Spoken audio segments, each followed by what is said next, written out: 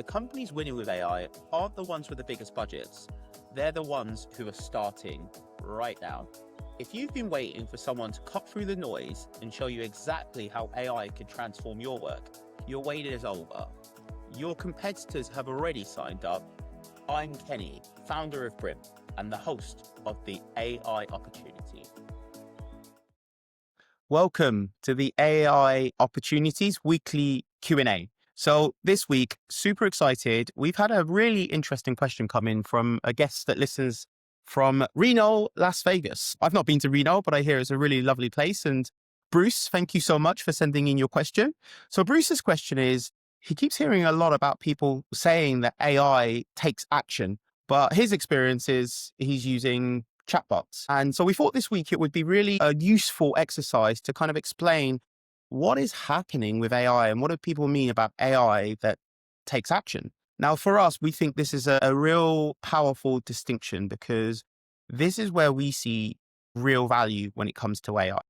Its ability to help you do work. And so most people are using chat experiences to ask questions, maybe get help with writing documents. But broadly speaking, the world hasn't really just yet taken on AI that takes action in sort of significant numbers. However, we're seeing that change very, very fast. And you can kind of expect that in 2026, there's going to be some really, really big change. Well, AI taking action really just fundamentally means AI that can effectively do what's called a tool call. So not to get too technical, but tool calls in engineering are essentially function calls. So giving software the ability to enact actions. So a good example is if you want AI to be able to take the action of sending an email on your behalf, or maybe updating your CRM, or extracting information from say a document.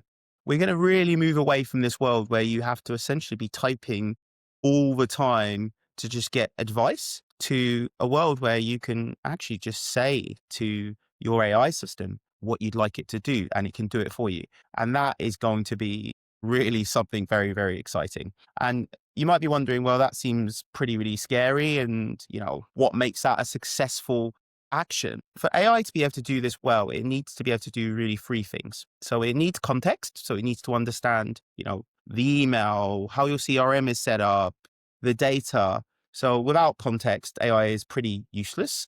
And that is really one of the big grounding that you need for AI to be successful. It needs permission from you, so the ability for it to actually take action, and it needs structure. So really structured inputs, structured outputs, so that the actions that it takes are reliable.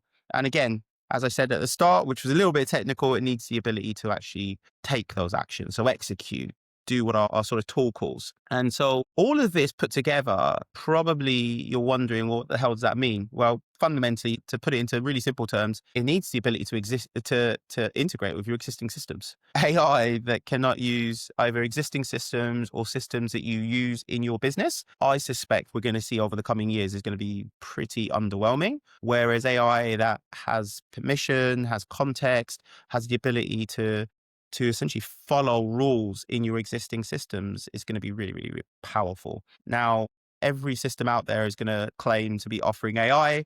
And so the real challenge then becomes when you've got 10 different systems all offering their own isolated AI, what the hell's going to happen? Our belief is that actually we're going to see more and more that governance is super important for organizations. So trusting AI's actions is powerful, but actually making sure that you've got visibility as a business on what the hell is those AI tools are doing when they're getting access to your sensitive information, your financial information, your IP-driven information. And so more and more AI that takes action has to be under a framework of governance.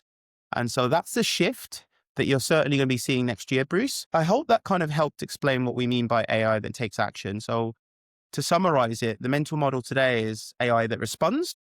The mental model that we're very quickly heading towards as a whole industry is AI that executes. For those who are Iron Man fans, we're not a million miles away from a future where you can speak to Jarvis or whatever AI tool that you potentially use and ask it to do things on your behalf, which personally I'm very excited about, and I hope you guys are too. And that's it. Look forward to speaking to you all again next week.